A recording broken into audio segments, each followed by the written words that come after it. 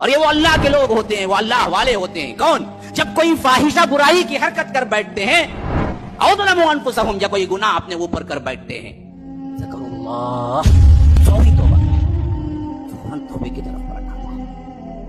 حدیث کے الفاظ ہیں، اللہ تبارک و تعالیٰ اپنے بندے کے سلسلے میں کہتا ہے کہ بندہ غلطی کرتا ہے، بھاگ کے دوڑ کے آتا ہے، معافی طلب کرتا ہے، تو اللہ کہتا ہے فرشتوں سے کہ اس کو معلوم ہے کہ ایک رب ہے اس کا معاف کرنے والا، اسی وجہ سے تو وہ بھاگ کے آیا ہے میرے پاس، گواہ رہو میں نے معافیاں طلب کرتے رہو، اللہ سے معافیاں مانگتے رہو۔